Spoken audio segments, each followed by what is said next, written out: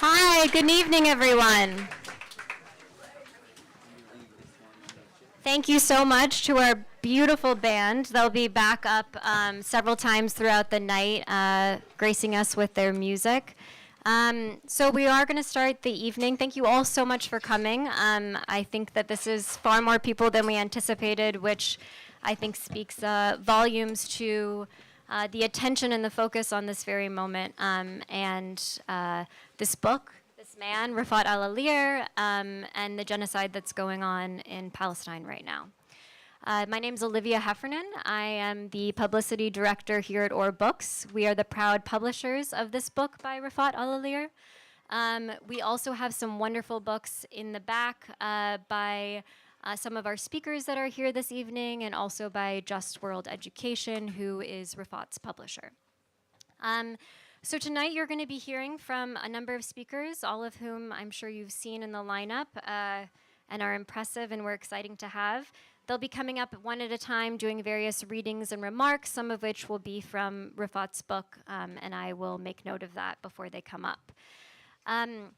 Or Books is a small but mighty publishing house.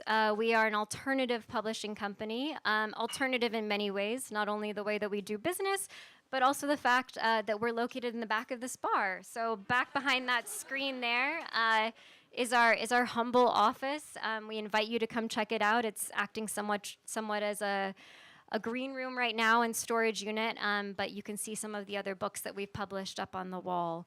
And we encourage you to check out the other books that we have, many of which actually do have to do with Palestine. So if you're interested, there are many more options for you to see.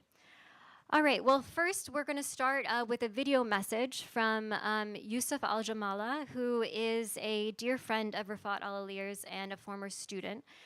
He and I had a sweet Zoom call a week or two ago, and this is a video that he asked me to play. I'm doubling as MC and also video monitor person, so I'm going to jump to my computer, jump back, but if you just, give me some grace, I'll do that right now. Thank you all so much for coming.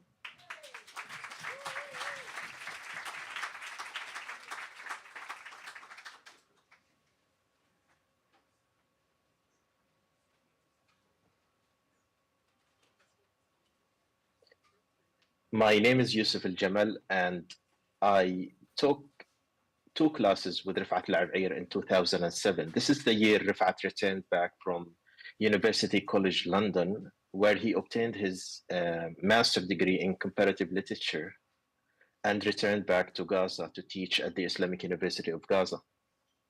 It was the honor of my life that I met Refaat in person, became his student, and later his close friend. We traveled together. We traveled to Malaysia on the same flight, and he took me in his apartment for 3 weeks until I found an accommodation. He was the kindest soul ever, but he was also the toughest teacher ever. You wouldn't get grades easily with Refaat. You would dream of getting an A with Refaat, but if you get it, it means it's well deserved. The number of students who got A's with Refaat was always higher than the number of students who failed his courses. Many students joked that Refaat kept Hamlet under his pillow because he loved Shakespeare so much.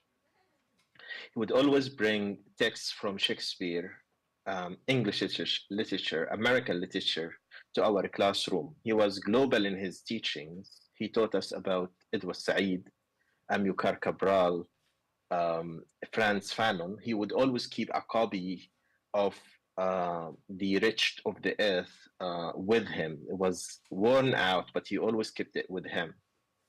And when Refaat learned that some students are cracking jokes about him, that he's keeping a copy of Hamlet under his pillow, he laughed. He was the funniest teacher ever. He had the greatest sense of dark humor. And sometimes people who doesn't know Refaat closely would think that he is bullying his students, his friends. Well, in reality, Refaat did. He did bully us, and he stalked us, and he pushed us to the edge to make sure that we give the best we have.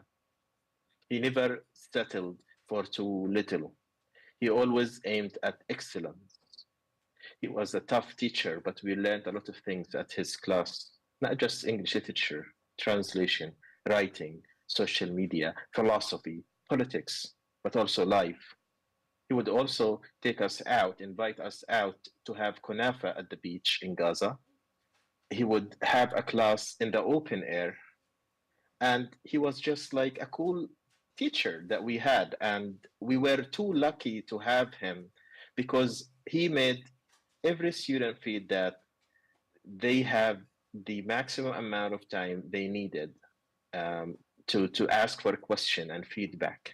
I would always remember Refaat as a person who carried a copy of a novel or a book under his elbow, running around for another lecture, another webinar, another workshop. I helped him organize dozens of workshops in Gaza where he taught creative writing, policy analysis, narrative, social media to young people for free. This was his mission in life. And I think he succeeded because we see his seeds around now. There are hundreds of writers from Gaza writing in different languages about Palestine. This was his dream. The book today is to honor Refaat's life and legacy. This is the least we could do to protect his legacy. If I Must Die is after his poem, which went viral after he was murdered on December 6, 2023. Refaat wrote this poem to his child, Shayma, his eldest child, who was murdered in April this year. She was killed along with her husband and newly born child. Rifat became a grandfather, but he did not live long enough to see his grandchild.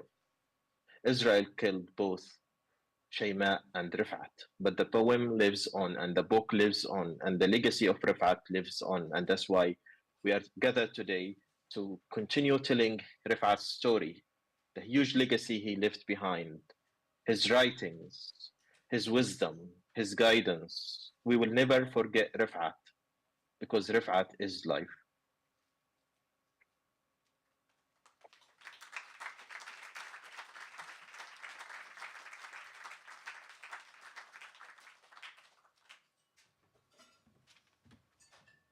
So I wanted to give Yusuf the chance to really introduce Rafat to you all this evening.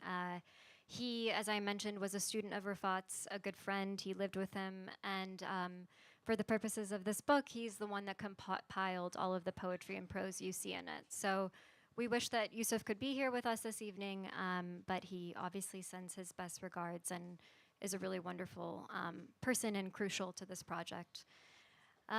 So a bit more about Rafat and this event.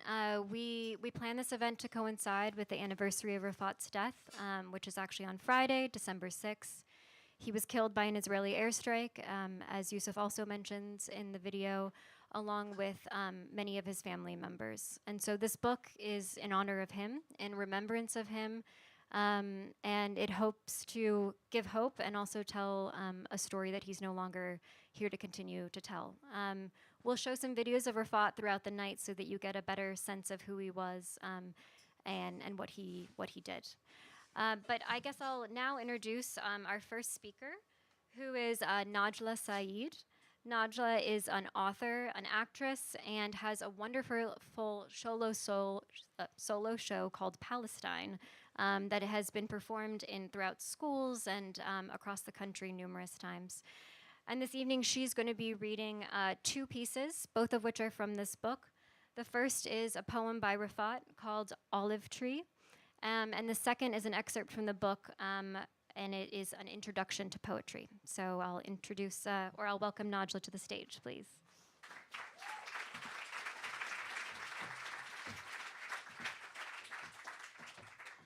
Thank you. It's a great honor to be here. I'm going to read two small selections from Refaat's book. The first one, as Olivia said, is called Olive Tree. Just a textual note, it's spelled O''Live, tree. I think that's important. At first I thought it was like an ode to Irish people, but it's actually, as I'm sure you've probably figured out at this juncture, O''Live, tree. Oh, beat me more, hit me with your sticks, step on my leaves, smother my twigs under your boots, like how you always do. The beating I bear, the humiliation I do not care, but take me not, steal me not. Even if I burn, here I belong, and to them I shall return. If you hear my talk, you may feel my pain, but you belong not here. You do not even know how to touch me, how to gently squeeze me, how to hug me, how to wipe off the dust when I am ripe and when I am not, when I need water and when I do not, and how to pick me like how they always do. Your smell and heavy boots and the metal on your backs and your metal bars. For God's sakes, who on earth olives picks with metal bars for sticks? But I ramble again, because you won't understand, and if you understood me, you would not in the first place be here. You come and go. I see you once or twice a year with either flames or sticks, and I weep for the rest of the year. But one day, my twigs shall grow, the oil shall flow, my people shall glow, and you will go. October 15th, 2012.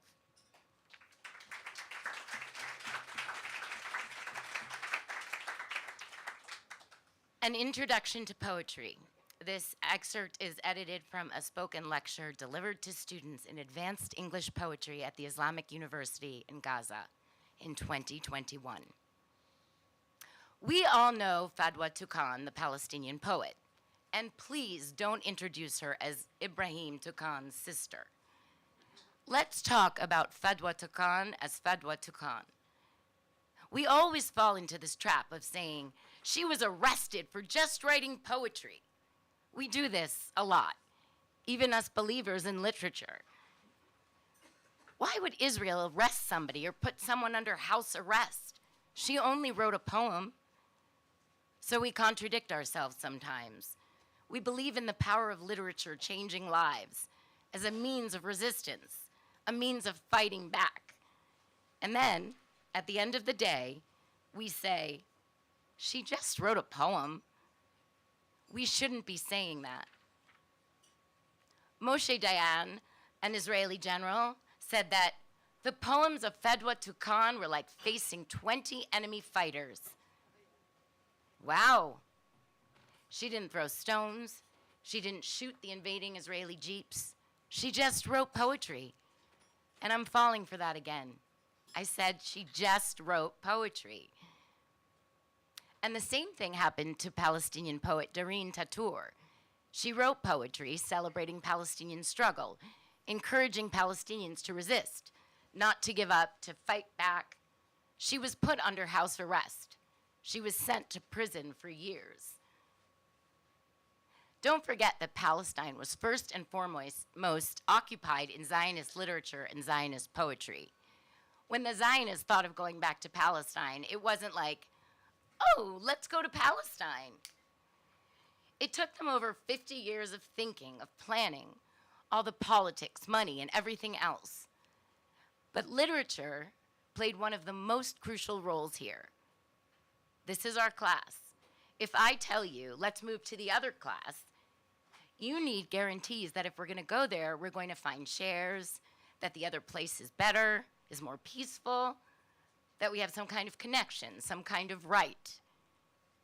So for 50 years before the occupation of Palestine and the establishment of the so-called Israel in 1948, Palestine in Zionist Jewish literature was presented to the Jewish people around the world as Palestine is a land without a people for a people without a land. Palestine flows with milk and honey. There's no one there, so let's go. Many Jewish people were disappointed when they came to Palestine. Number one, there was no milk and honey. And there were people. There have always been people in Palestine. So, these are examples of how poetry can be a very significant part of life. Thank you.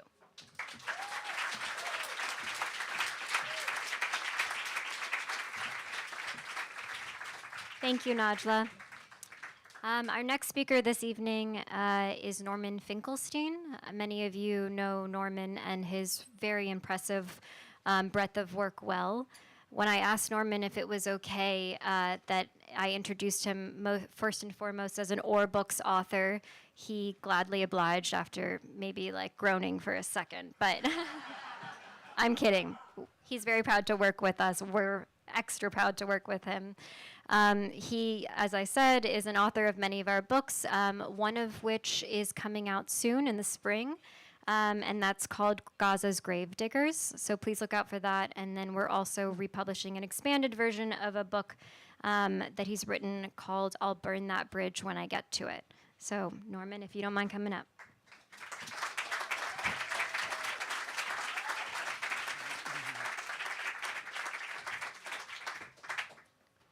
Well, thank you for inviting me. I thought I'll use the time allocated to me to address what you might call, for those of you who watch the program, the Piers Morgan questions. And even though people often snicker or ridicule Mr. Morgan for the questions. I myself thought they were actually valid, and I didn't believe they were easy to answer. So, the first question, as everybody in the room knows, is do you condemn what happened on October 7th? It took me a long time to work through that question, to think it through. And at some point, I reached the conclusion that the closest analogy to October 7th were the slave revolts in the 19th century. And for my own purposes, I found the most analogous the Nat Turner revolt in 1831. It was the largest revolt in American history. When they went into largest slave revolt in American history, when they went into revolt, Nat Turner gave the order, kill all white people. And Mr. Turner and his Confederates proceeded to do just that. They disemboweled men, they chopped to pieces women, and in that case, unlike in Gaza, they did actually behead babies. So, what do you make of it? That's the factual situation, but then there is the moral assessment of it. And I looked through the literature to see how different folks assess the situation. And I found the most compelling, the most resonant, was a statement by what was called back then, appropriately for where we're situated, the New York Working Men's Party. And they had an organ called the Daily Sentinel, and the Daily Sentinel was a strong opponent of slavery. And this is how the Working Men's Party, this is how they reasoned through what happened. At least the microphone didn't explode.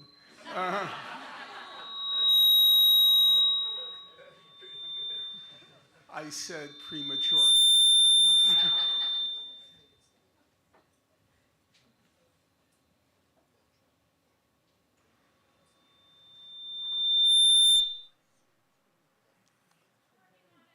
This is beginning to feel like a countdown. Should I just continue? Maybe try this one.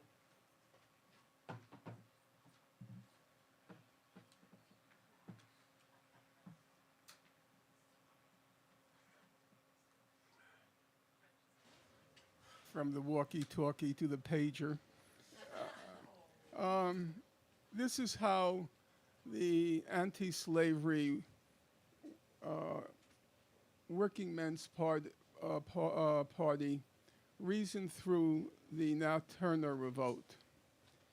It begins by saying, it becomes our duty today to record the particulars of an outrage more daring than any we remember to have heard of in this country, and one of more unjustifiable atrocity than any committed by the poor, degraded, ignorant blacks in Virginia.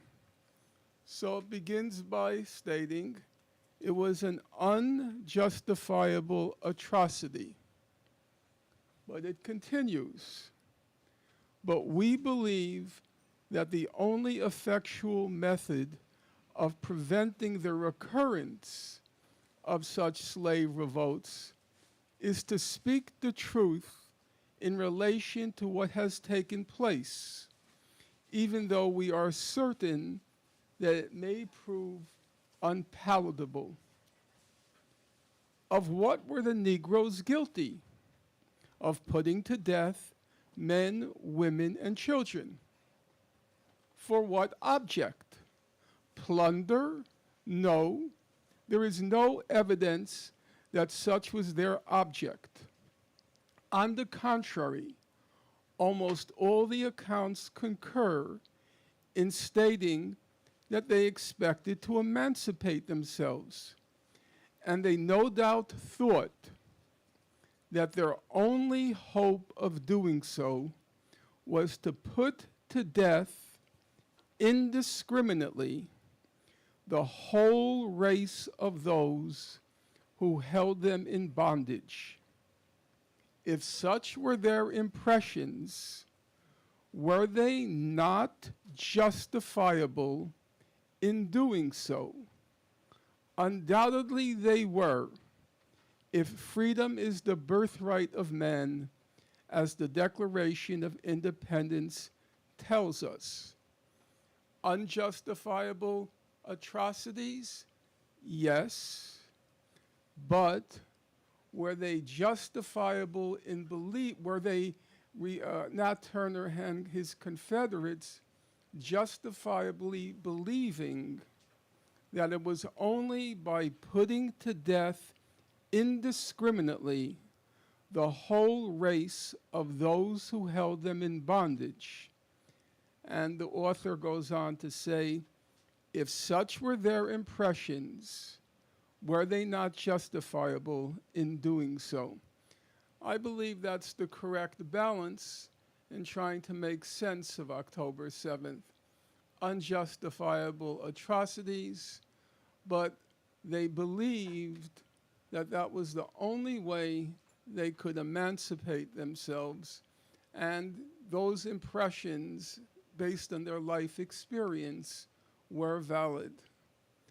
Now, the second question Mr. Morgan poses is, even granting that, what was Israel to do?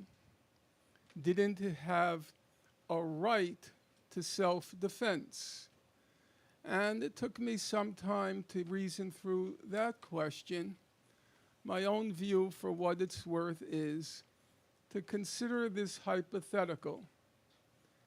A woman, she's been battered and battered and battered relentlessly by her husband.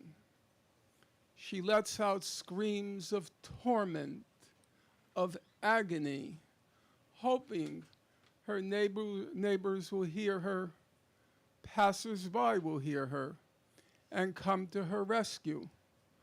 But all of her screams of torment and agony, they're ignored. She then summons the courage to call the police. The police come, they confirm all the details of her horror story. They write up an exhaustive report. They hand over the report to the judicial authorities. They take the report, they read the report, and then they deposit the report in a desk drawer to collect dust. One day, as her husband approaches her, she reaches for a knife and she stabs him. She stabs him once, she stabs him twice, she stabs him 3 times. He then reaches for his pistol and he kills her. He's arrested, taken to court, and in court, he pleads self-defense. Now, almost certainly, he will be acquitted in our court system. He will be acquitted of the murder charge because he was acting in self-defense.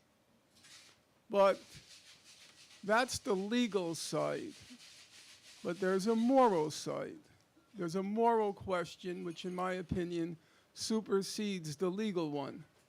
And that question is, after 20 years of tormenting that woman, after 20 years of tormenting that woman, did he not forfeit his right to self-defense? Thank you.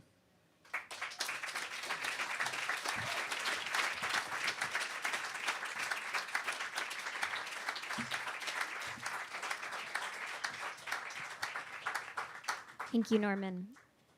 So next up, we'll have Sarah Roy. Sarah is the associate of the Center for Middle Eastern Studies, specializing in Palestine at Harvard University.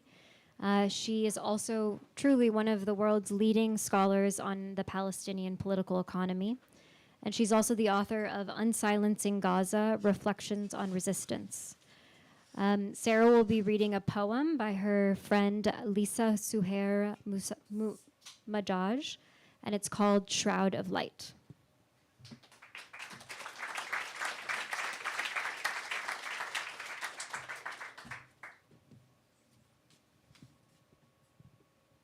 Thank you very much. I'm delighted to be here. When I was invited to do this, I called Lisa and asked her for one of her poems because she is not only my dear friend, but I think a very powerful and brilliant poet. The title, as Olivia said, is Shroud of Light. By the time they killed Rafat, there was nothing new about the rows of bodies rolled up in stark white shrouds, surprisingly unbesmirched by dust or blood, tied at both ends in neat bundles, sometimes in the middle too, so the sheet wouldn't slip, carried gently through streets on the way to mass graves. Those pits dug in whatever ground could be reached without the living being picked off by snipers.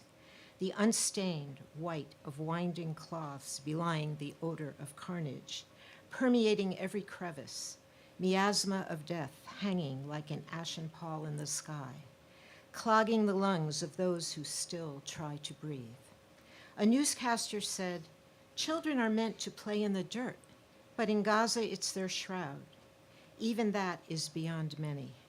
One Gazan wrote, "If I die, please make sure my children's bodies are covered, not left open to wild dogs, the relentless, howling sky."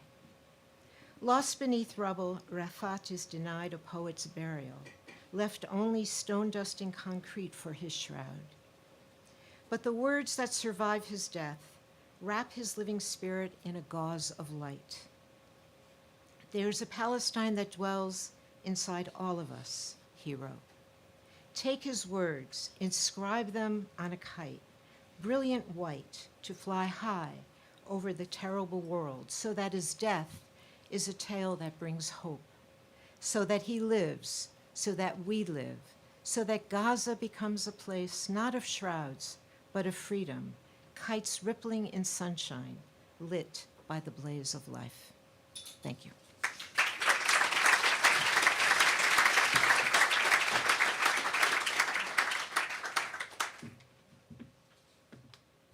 So we're going to take a quick break, but before that, and the break will be a musical interlude, we have a short video of Rafat, a lecture that he gave that you all might have seen circulating the internet.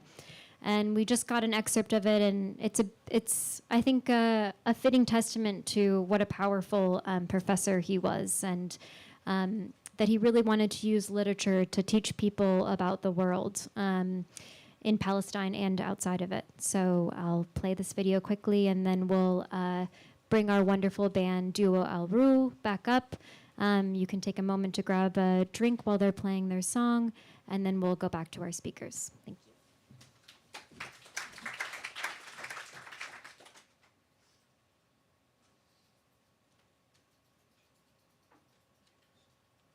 How many of you, have you ever been to Jerusalem? Raise your hand if you've ever been to Jerusalem.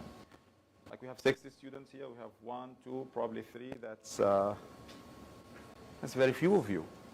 I've never been to Jerusalem. We're Palestinians. We're living in Gaza. We can't go to Jerusalem because of the Israeli occupation.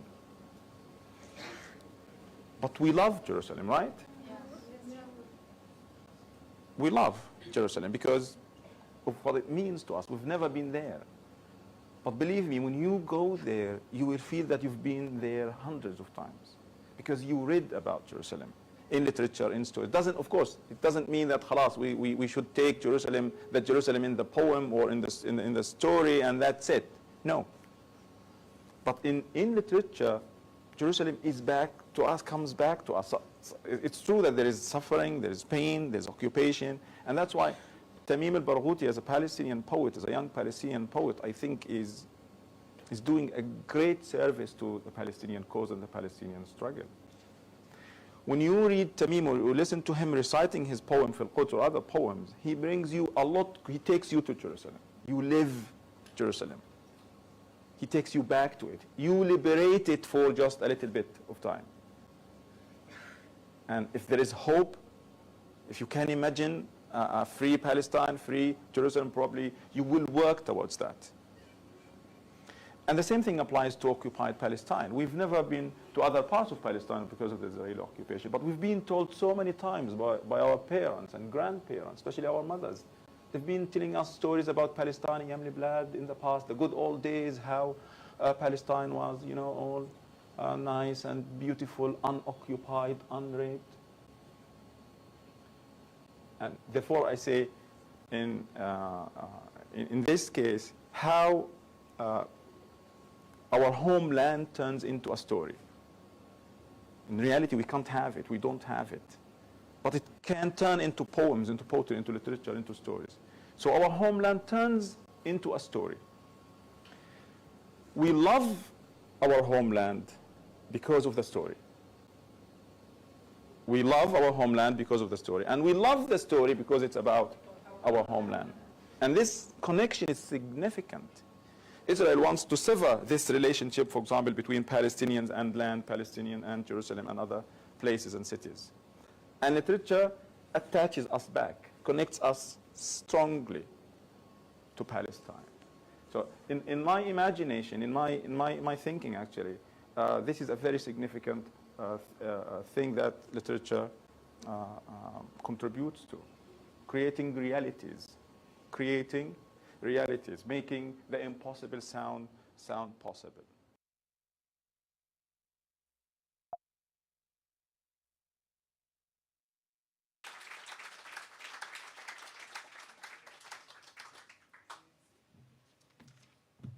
Thanks. So if we could have Du Al Ru back up, they're going to be playing a special song that they actually are playing specifically for this event, and it'll be about a 6 or 7 minute interlude. Thanks.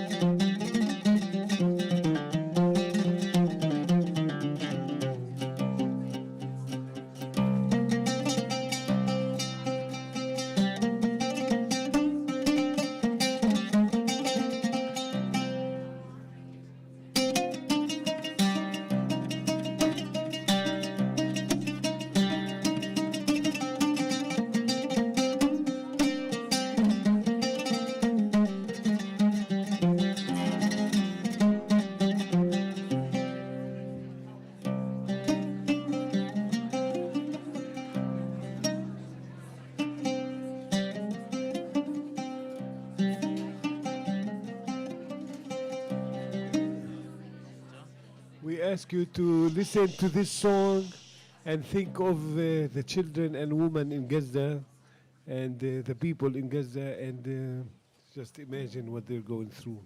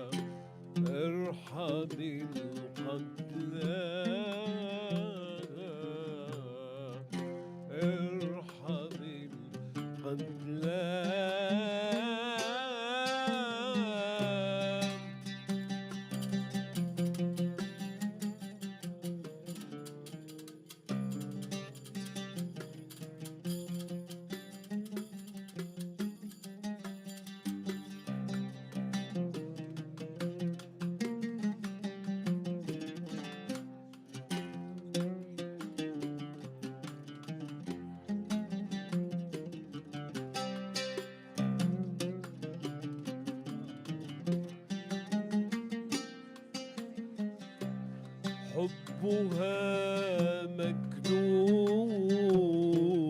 مكنون في الحشا مخزون أيها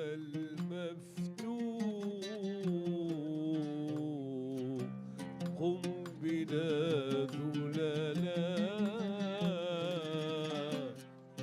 قم بنا ذللا سلامت ليلى مني العقل فقلت يا ليلى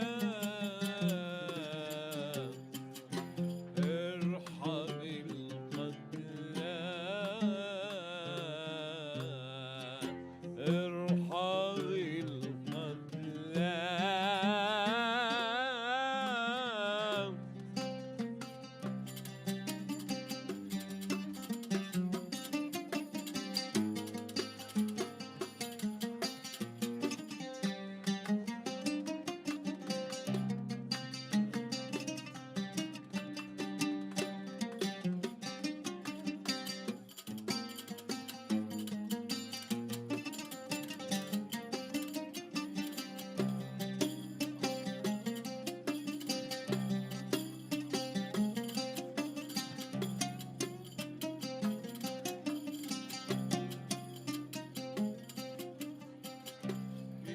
إنني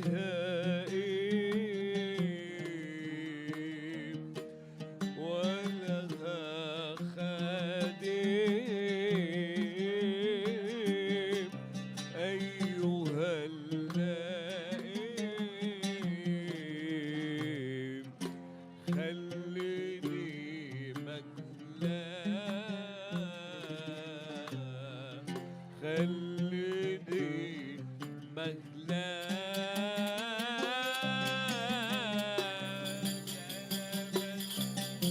ليلى مني العقل قلت يا ليلى ارحم القتلى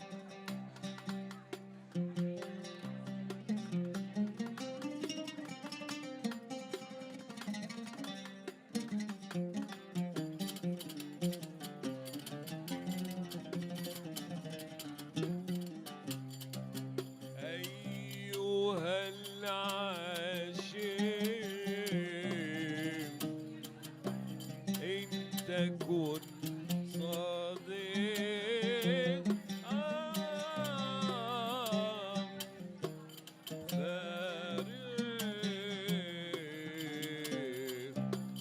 تغتنم وصلا تغتنم وصلا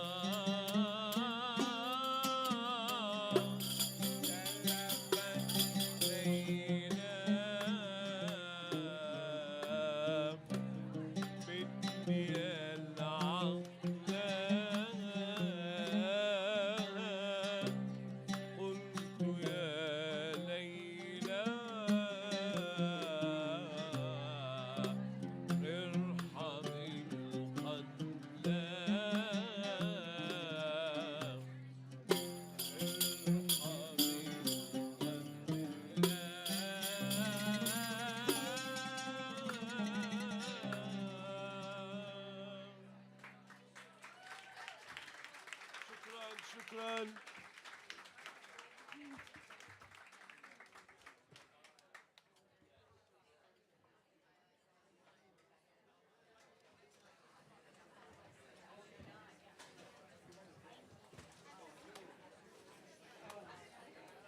Big move.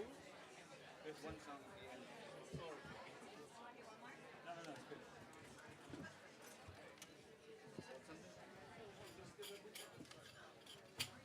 Okay, thank you so much for that.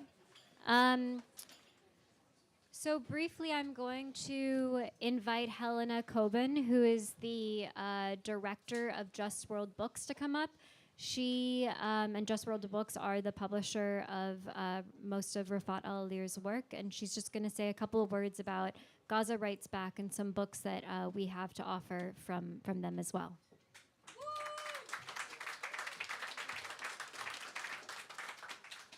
Thanks so much, Olivia.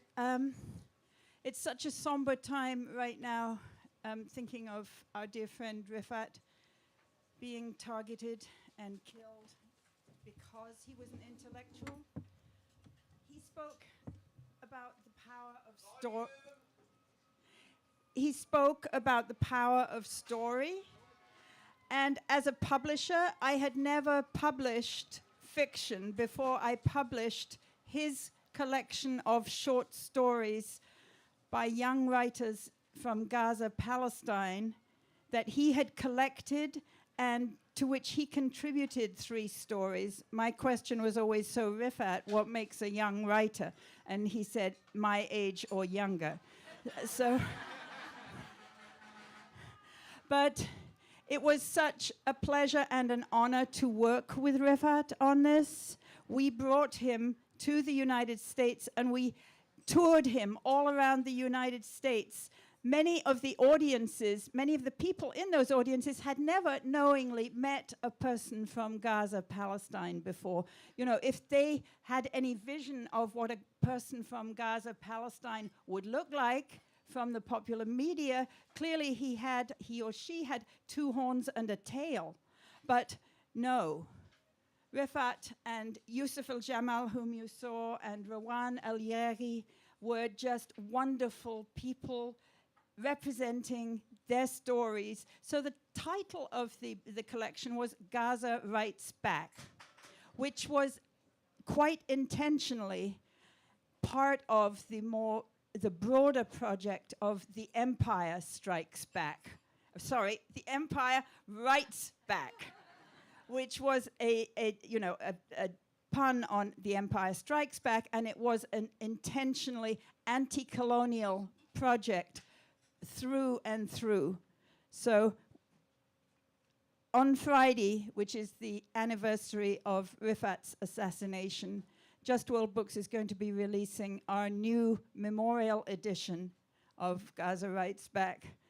And it has a beautiful foreword by Ali Abu Nimr of Electronic Intifada.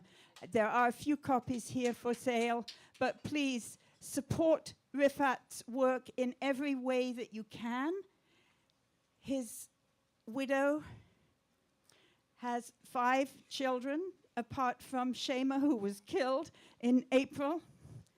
And we need to raise royalties in every way that we can to support the family. But more importantly, we need to preserve and extend this fine man's legacy. Thank you.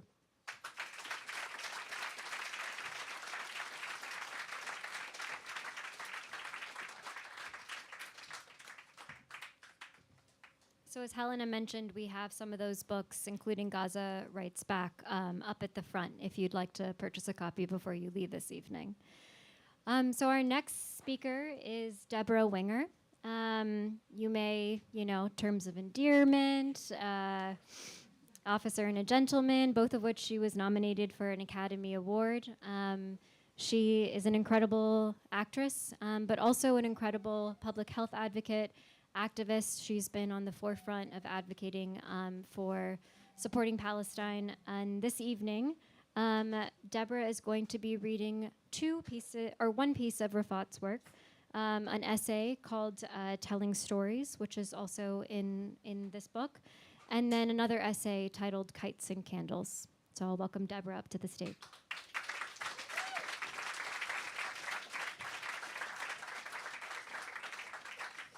A deeply historical introduction.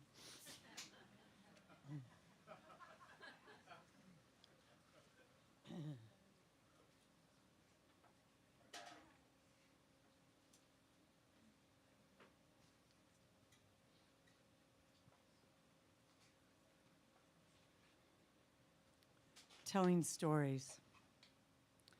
The 5 years that followed Operation Cast Lead were the most productive years of my life. As a young academic with the MA degree from University College London, teaching world literature and creative writing at the Islamic University in Gaza, I had great opportunities to be part of the struggle for Palestinian national rights.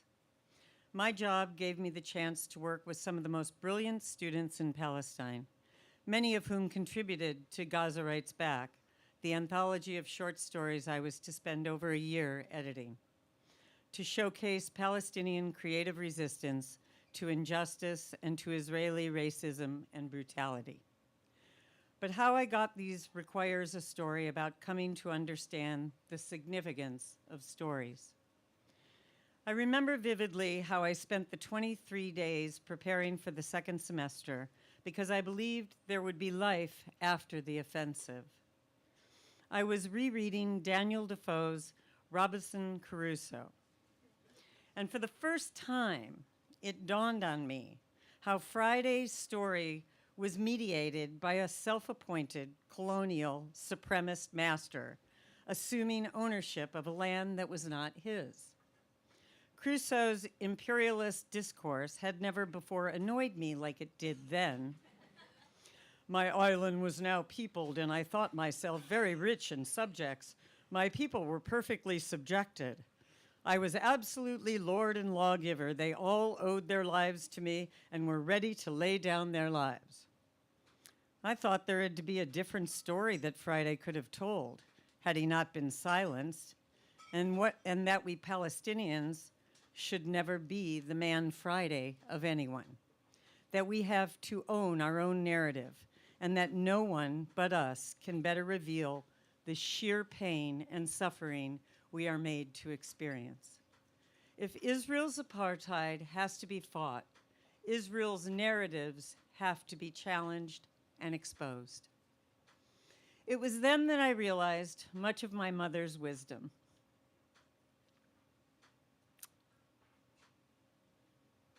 I read this a lot of times not to do this. For years, she told me and my siblings many stories. And many a time I gave my mother a grumpy, "How many more times are you going to have to tell the same story?" face as she retold the same story again and again. In response, my mother, who gave birth to 14 of us, 8 boys and 6 girls, me being the second eldest, started experimenting with the stories, not only by adding new, interesting details, but also by zooming in and out as she saw fit to serve her purposes. The stories became more engaging. My mom through the rare act of compromise, must have realized that the purposes of telling us stories are a lot more important than simply keeping us quiet or even correcting our bad behaviors, like making us eat vegetables because the boy in the story who did not eat was easily carried away by a giant fly. I cannot help but remember Mom's story about the lazy boy whose mother asked him to go out and see if it was raining. The boy replied, "Okay, when the cat comes in, I will feel if its hair is even wet." My usually multitasking mother dedicated her everything to the story when she was retelling it. The story appeared on her facial expressions, in her tone of voice, and through her gestures, and added solemnity to her already radiant face. My mother believed in her stories, and my mother's stories became and still are part of our lives. It was only later in life that I realized my mother's strong belief in the power of stories and understood that there are several ways to tell the very same thing. Sometimes my mother asked us to tell our own stories or even to repeat one of hers. The stories gave my mother more authority and power. Single voices, my mother must have believed, are blindly dangerous. As children living in the first Intifada, for us, the stories of my mother and those of my grandparents were our solace, our escort in a blind world controlled by soldiers and guns and death. In part, they are responsible for the person I am today, although very few might have predicted that the reckless stone thrower of the first Intifada would grow up to be an academic at university. Despite the attacks, or rather more accurately because of them, I found myself telling my 3 kids, Shaima, Omar, and Ahmed, either the same stories Mom told me or different stories with similar themes featuring my children as the heroes and saviors every now and then.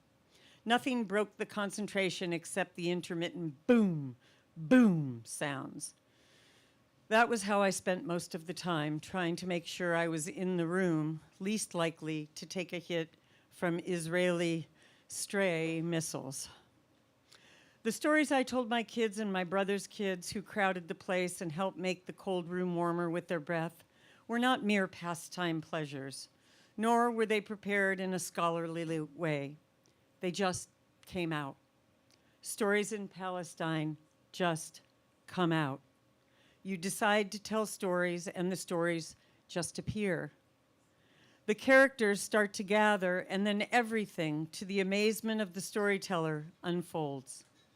If charity begins at home, so too do stories.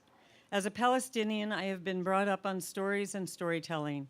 It's both selfish and treacherous to keep a story to yourself. Stories are meant to be told and retold. If I allowed a story to stop, I would be betraying my legacy, my mother, my grandmother, and my homeland.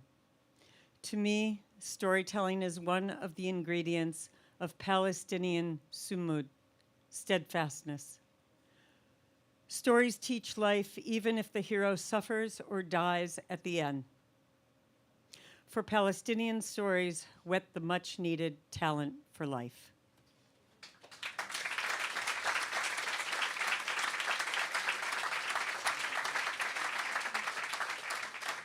And this I found one day back in September, reading Mondoweiss. It was an op-ed piece written by Assem Alnabi about his mentor. Today is Refaat Alareer's birthday. It has been 10 months since I lost my mentor and dear friend. I was with him on December 6th, walking along the open road when he told me that he was tired of this war. A few hours later, he was killed in an Israeli airstrike along with his brother, sister, and 4 of his nephews.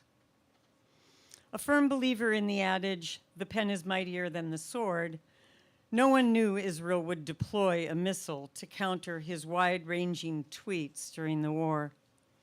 5 months later, on April 26th, his daughter, son-in-law and their newborn baby were killed in a similar way, in a similar airstrike.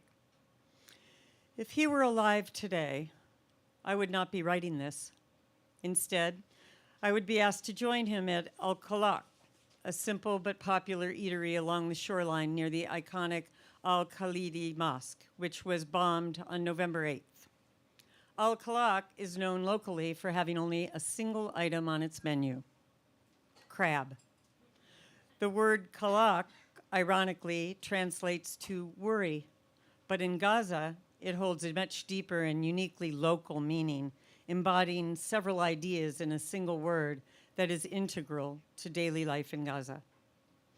Or if he was experiencing another busy day at work teaching English literature at the Islamic University of Gaza, we would meet at Ristretto Cafe nearby.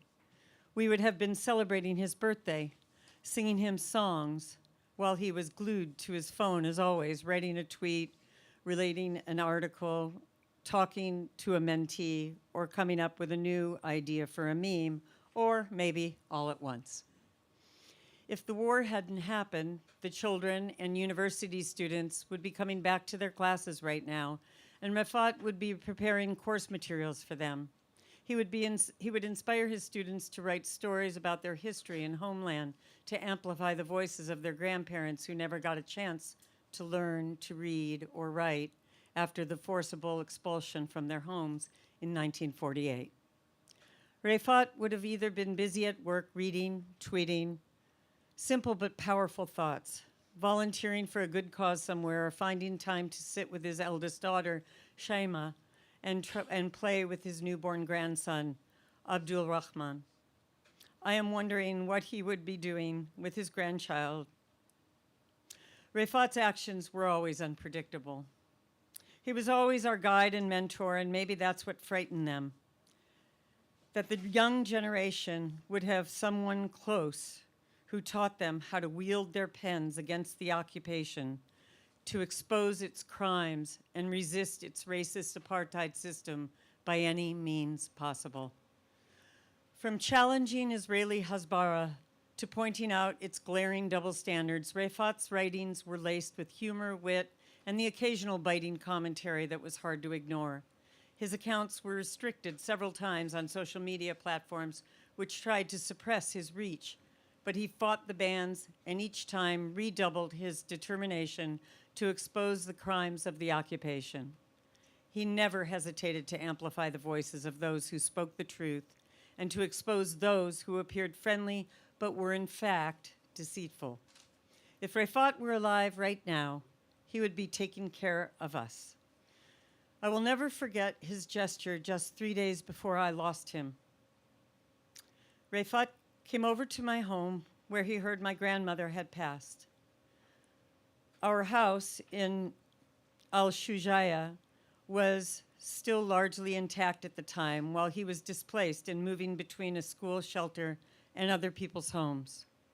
He came over on foot to say to me, "I am always here for you. I am by your side." So instead of telling you how much we miss him and the type of friend he was, I will continue to visit others and try to lift their spirits when they're alone. I'll encourage them to hold their heads high and endure like he did in his lifetime. I am still living and need to try telling this story. If his house had not been leveled to the ground, I would have sold some things, bought a piece of cloth and some string, and given it to an orphan child who misses his father. I would have asked him to fly it to give him a moment of hope. Instead, on many occasions, I have been that child myself, looking up at the sky, trying to find hope amidst the rising smoke, surveillance drones, and fighter jets. Dear Refaat, I miss you so much, my brother.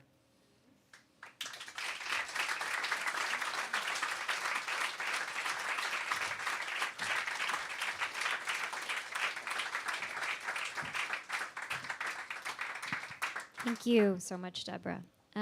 So next up, we have Mossab Abu Toa. Mossab is a Palestinian poet. He's a short story writer, and an essayist. He's also from Gaza. He recently published a really remarkable and stunning collection of poems. It's called Forest of Noise. We also have that up front for sale. He'll be reading one of his own poems from that book titled Under the Rubble. He'll also be reading Rafat's poem, If I Must Die, for which this book is named, and the poem many of you all know him for, and also share some words about Rafat since the two of them were friends. Thank you.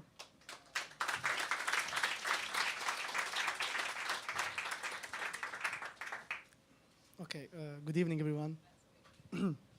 وليل كموج البحر أرخى سدوله علي بأنواع الهموم الأبتلي فقلت لما تمطى بجوزه وأردف أعجازا وناء بكلكلي ألا أيها الصبح الطويل ألا انجلي بصبح وما الإصباح فيك بأمثلي. These are 3 lines from امرؤ القيس, the most famous Arab poet from the 6th century. And I improvised these 3 lines because these were 3 lines that I and Refaat happened to be reciting together before we had some food in a restaurant about 3 years ago. I will read my tribute to Refaat instead of improvising because I can't think that I can improvise anything about Refaat.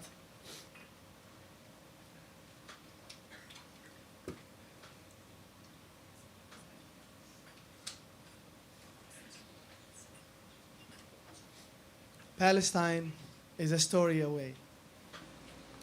This is what Refaat Alareer wrote on my copy of the short story anthology he edited in 2014, Gaza Writes Back. The contributors were his students at the Islamic University of Gaza. When I published my poetry collection, Things You May Find Hidden in My Ear, Poems from Gaza in 2022, the first person I gave a copy to in Gaza was Refaat. I signed the copy by writing, Palestine is a poem away. Now Refaat is a world away. He was assassinated on December 6th by the Israeli army. The only weapon in his Gaza apartment was an expo marker. If the Israeli soldiers were to raid his house, he said he would throw it at them while crying, we are helpless. Refaat and I loved strawberries. We used to go to Beit Lahia in North Gaza, which today, if you are following the news, today the Israeli forces expelled the last people who were sheltering in a school in Beit Lahia because the world failed them. They have remained in that school for 15 months, waiting for something to end all of this. But there is nothing that was coming to them. We used to go to Beit Lahia in North Gaza, pick strawberries, then sit and eat. He would not forget to bring a lot of strawberries for his mother and wife Nusayba and their children. We would also sit in the open and play pun games. He would not fail to tease me and our third partner, Walid Abu Sultan. I remember that in June 2015, Refaat messaged me asking if he could recommend my name to join the recently founded We Are Not Numbers, which aims to mentor and train young people in Gaza to become writers. I had sent him one of my early poems, to which he responded, Mus'ab, I read your poem. It's very good. With more writing, more reading, more practice, you can write amazing stuff. I still have the message on my phone. In 2017, I told Refaat about the Edward Said Library that I managed to create in North Gaza. I showed him the picture I used to raise funds for the project and spread awareness about the situation in Gaza. It was of me holding a copy of the Norton Anthology of American Literature that I retrieved from under the rubble of the English department at the Islamic University of Gaza back in 2014, after Israel bombed the administration building. Refaat told me that it was his book. I would later think of Refaat as the co-founder of the Edward Said Public Library. The status of the 2 branches during the Israeli war remains unknown. So this piece was written a few months ago, but the 2 libraries were destroyed, including my own home library. Refaat and I were huge fans of FC Barcelona, the soccer team, and I was in Barcelona just last week, and I went to the museum there, and I wished that there would be only one person with me, Refaat. He would get mad whenever Barcelona was defeated. And he would start blaming the player, saying, why have we bought them? And many times he would say, the coach must resign. And Refaat loved to play ping pong. He loved John Donne more than any other poet. He loved to teach Shakespeare as well as Palestinian literature. Last December, I was in the United States, last December, which was December 2022. December 2022, I was in the United States completing my MFA program at Syracuse. Refaat hosted me at one of his poetry classes, and there is a recording on YouTube of that. He introduced me to his students and praised my book before discussing it with the students. Then we had a conversation. Refaat always urged his students to write their own poems and stories. Refaat himself was a poet and a short story writer, as well as an essayist whose writings appeared in the New York Times, among other places. And of course, now we have a very important book to have on our shelves. Refaat did not want to die. He loved life, he loved his students, he loved his family, and he loved food, especially ice cream. The last time I heard Refaat's voice was on the phone on November 27th, a few days after I was released by the Israeli army, having been kidnapped for 3 days. Refaat was furious about what happened to me. He generously asked if my family in North Gaza needed anything that he could offer. He told me about his car, that it was damaged. He used to go in that car to the restaurants and ice cream shops, as well as to the strawberry farms. But now, there is no car, no restaurants, no ice cream shops, no strawberry farms, no Refaat. There is only this world that keeps watching our burnt bodies, our disfigured children, our wiped out neighborhoods, our devastated humanity. And just to remind everyone that today Israel attacked a tent area in Mawasi Khan Yunis, a humanitarian area, and 20 people were killed, including the family of a mutual friend of Refaat, Dr. Muhammad Lafi, who is doing his PhD in Germany. And then a few hours later, Israel bombed the 3 houses in Shari' al-Nafaq Street in Gaza City, and 25 people were killed from 3 families. So this was written about a year ago, and now the same things are happening.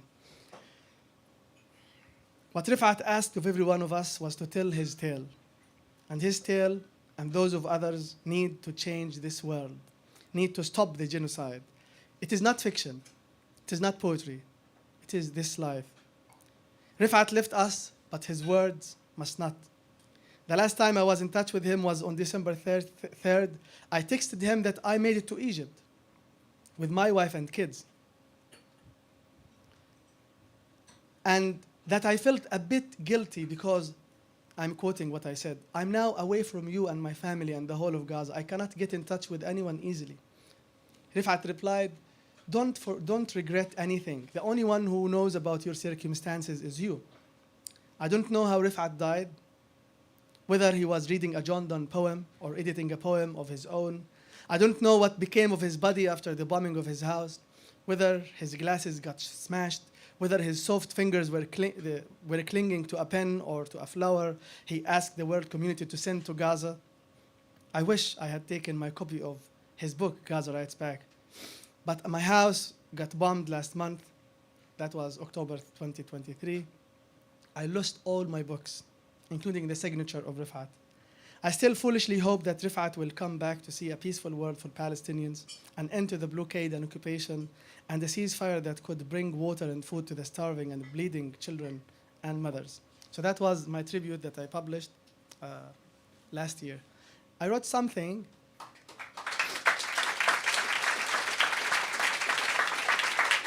Thank you. I was working on something, and I'm going to read the part about Refaat because it is an important message. My dear friend Refaat Alareer was murdered last December with his sister Asma and his brother Salah, and as well as 4 nephews. That was not Refaat's only story. In April this year, Israel targeted his daughter Shayma, her husband Muhammad Siyam, and Refaat's only grandchild, the baby that made Refaat a grandfather after his murder. I assure you, Refaat is not a unique story. Refaat is every one of us. When he said, let it be a tale, he meant it because his eye is the collective, the story of every Palestinian, every Gazan.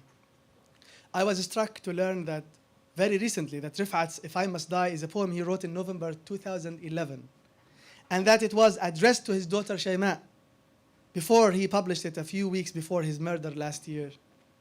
In this heartbreaking poem, the I and the you are murdered with family.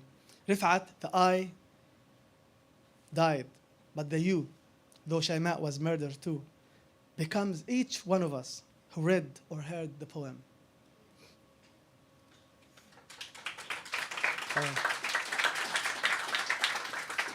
I'm going to read one of my poems that's called Under the Rubble from my poetry collection, Forest of Noise. Under the Rubble. This poem was written after October 7th, and it consists of different parts. She slept on her bed, never woke up again. Her bed has become her grave, a tomb beneath the ceiling of her room, the ceiling a cenotaph. No name, no year of birth, no year of death, no epitaph, only blood and a smashed picture frame in ruin next to her. In Jabalia camp, a mother collects her daughter's flesh in a piggy bank, hoping to buy her a plot on a river in a faraway land. A group of mute people were talking sign. When a bomb fell, they fell silent. It rained again last night. The new plant looked for an umbrella in the garage. The bombing got intense, and our house looked for a shelter in the neighborhood. I leave the door to my room open so the words in my books, the titles, and names of authors and publishers could flee when they hear the bombs. I became homeless once, but the rubble of my city covered the streets. They could not find a stretcher to carry your body. They put you on a wooden door they found under the rubble. Your neighbors, a moving wall. The scars on our children's faces will look for you. Our children's amputated legs will run after you. This part was written a year ago, and last month I watched something very similar. Two fathers with bread around their bodies in a pool of blood. He left the house to buy some bread for his kids. News of his death made it home, but not the bread. No bread, death sits to eat whoever remains of the kids.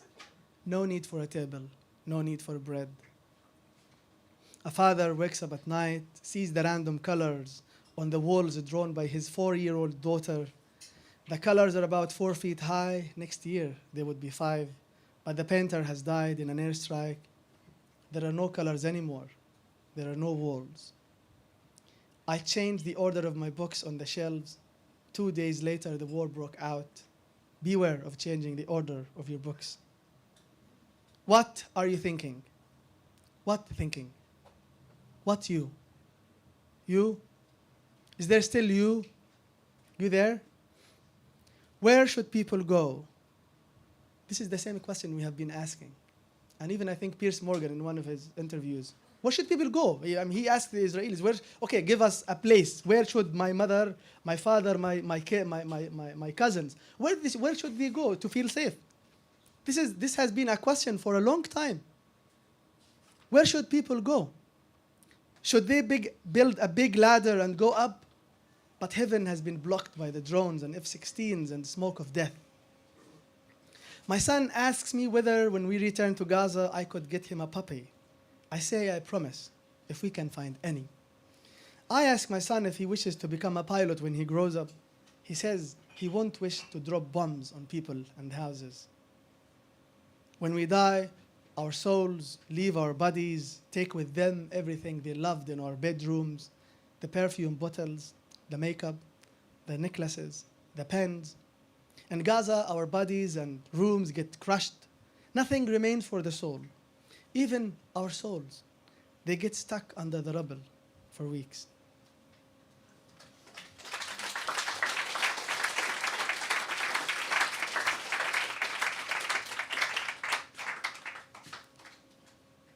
If I must die, if I must die, you must live to tell my story.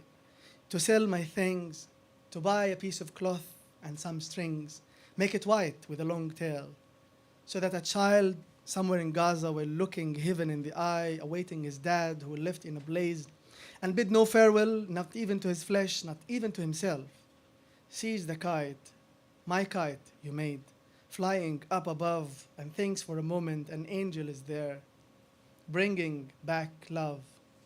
If I must die, let it bring hope. Let it be a tale. إذا كان لابد أن أعيش فلا بد أن تعيش أنت لتروي حكايتي، لتبيع أشيائي وتشتري قطعة قماش وخيوطا فلتكن بيضاء وبذيل طويل، كي يبصر طفل في مكان ما من غزة وهو يحدق في السماء ينتظر أباه الذي رحل فجأة دون أن يودع أحدا ولا حتى لحمه أو ذاته، يبصر الطائرة الورقية، طائرتي الورقية التي صنعتها أنت تحلق في الأعالي، ويظن للحظة أن هناك ملكا يعيد الحب. إذا كان لا بد أن أموت فليأتي موتي بالأمل، فليصبح حكاية. شكرا.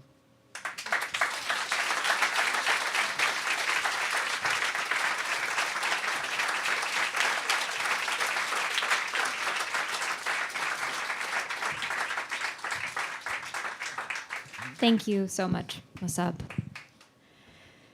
Again, his book is called Forest of Noise. Our final speaker for this evening is Rashid Khalidi. Rashid is the Edward Said Professor Emeritus of Modern Studies at Columbia University. He's the author of many books, one of which apparently Biden just picked up. I guess better late than never, but The 100 Years War on Palestine. Rashid, if will come up now. And after Rashid, we'll show a video of Rafat. We'll have a little more music, and that'll conclude the evening. Thank you.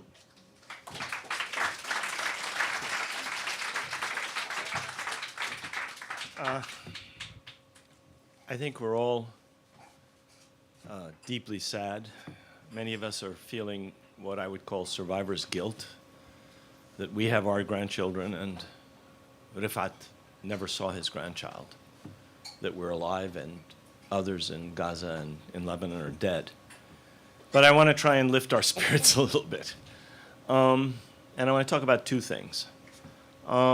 Many students have come to me at Columbia, which started a global movement that shifted the narrative in this country and in the world. And they are depressed, they are confused, many of them, especially the Palestinians and the Lebanese, are suffering what one of them talked to me today about as survivor's guilt.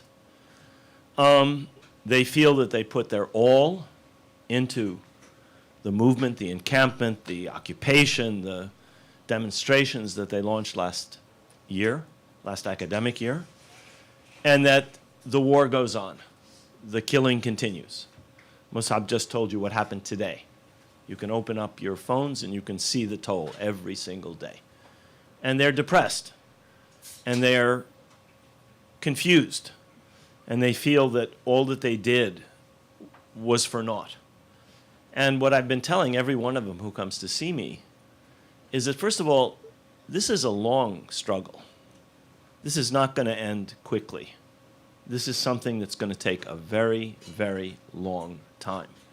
And young people who exerted themselves beyond the limits of what they thought they were capable of and achieved something world historical last year are now disappointed that the murderers are murdering, that the enablers in Washington are enabling, and that the death goes on.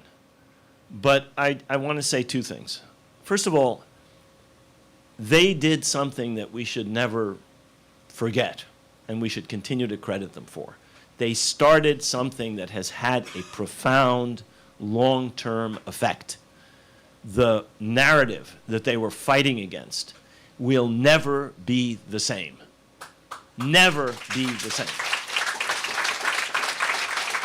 They cannot mouth those cheap, filthy, low lies, the way that they have been doing again and again and again through the corporate mass media, through the spokespersons in the National Security Council, and through the Israeli government's media. Those things don't work anymore, and it's partly because of what these young people did on these campuses. Starting at Columbia, continuing throughout campuses across the United States, and eventually all over the world. And I try and tell them this, and I don't think I'm having much of an impact on them. They're still depressed, but I'm telling them this is a long-term struggle. This is not going to end quickly. They're young, they're impatient, but they have to, and I'm trying to make them see that we are actually changing the narrative. That's the first thing I want to say. They have done something that actually has never happened in this country before. I'm a historian.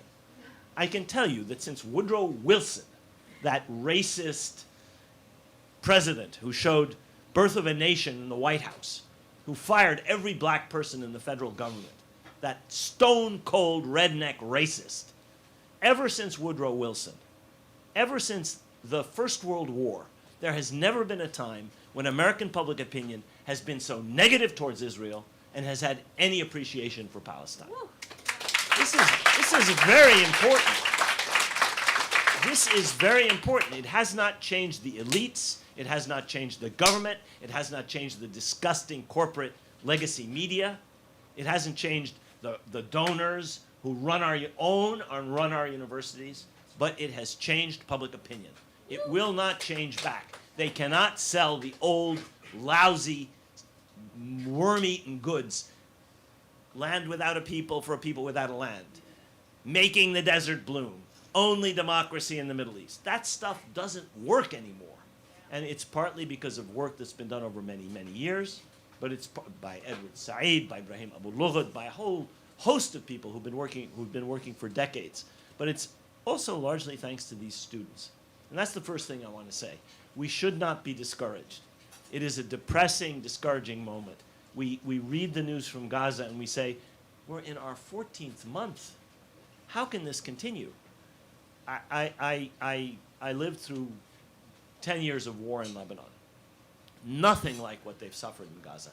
Nothing like what they've suffered in Gaza. But one of the things we learned is it can always get worse, and it may get worse. It will probably continue. But there is a trajectory which is a trajectory of hope. And I think we have to keep that in mind. That's the first thing I want to say.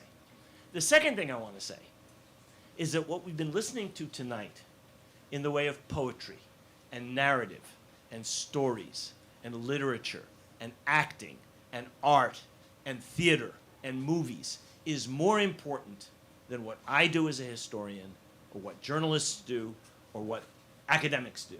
I mean, we've done our part. We've helped to change the narrative. But what people like Refaat, what people like Mus'ab, what people like the folks that I hope you'll buy their books and spread them are doing is much more fundamental. It gets the humanity of the Palestinians. It gets the narrative of the Palestinian people through in a way nothing I write, nothing Edward wrote, nothing any of us wrote can do. We played our part. I'm playing my part. Allah yarhamu. Edward played his part. Ibrahim, Allah yarhamu, played his part. And that's important. We've changed academia. The garbage that used to be published cannot be published anymore. And that's the work of academics. But reaching people is not done through monographs. It's done through literature and art and film. And the stuff that Refaat did, the things that he did through the books that I hope you'll all be buying and that I hope will be spreading all over the world, are going to continue that work. More things have been published in the last few years, memoirs, poetry, literature of different kinds, by Palestinians and about Palestine, than I've ever seen in my entire life. I was born in this city. I followed what was published in this country. Nothing was published of almost any worth, with a very few exceptions, for decades and decades and decades. And what's been published in the last 10 or 15 years is an amazing cornucopia. And people are reading it. The publishers wouldn't be publishing it if it weren't selling, ladies and gentlemen. That means there's an audience out there. That means people are open to a narrative that they never heard before. And the rubbish, the stuff that used to fill their minds, the Exodus, the film, the book, that stuff doesn't work anymore. And what Refaat has written and what other people are writing is going to have an effect that none of us who write the kind of things that I write are able to do. So I want to encourage you to understand that what we're doing here is something that could never have been done before in New York City or in the United States 10 or 20 years ago. These things didn't happen. These books weren't published 20 years ago. The fact that this is happening it's not a miracle. It's the result of a lot of people doing a lot of hard work. Publishers, writers, journalists, in some cases academics. But I think the writers are more important. And that's why we honor Refaat Alareer. Because I think he represents, with his pen, something that's going to lead sooner or later, inshallah sooner, but sooner or later, to the liberation of Palestine. Thank you very much.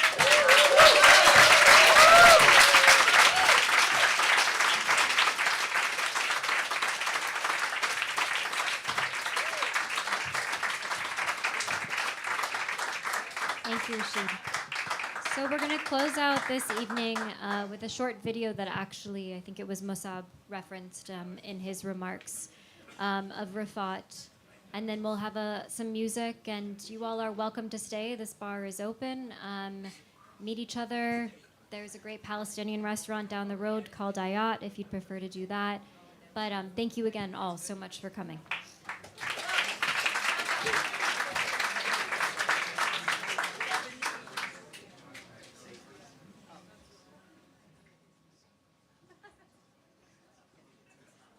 We know that it's very bleak, it's very dark. There's no way out.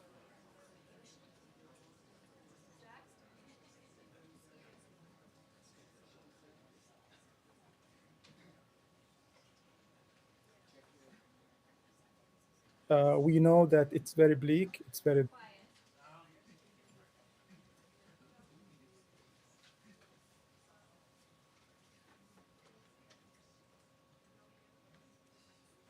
we know that it's very bleak, it's very dark. There's no way out. If there's no water, there is no way out of Gaza. What should we do? Like drown? Like commit mass suicide? Is this what Israel wants? And we're not going to do that. And I was telling some friend the other day that I'm an academic. Probably the toughest thing I have at home is an expo marker. But if the Israelis invade, if they charge at us, open door to door to massacre us, I'm going to use that marker, throw it at the Israeli soldiers, even if that is the last thing that I would be able to do. And this is the feeling of everybody. We are helpless. We have nothing to lose.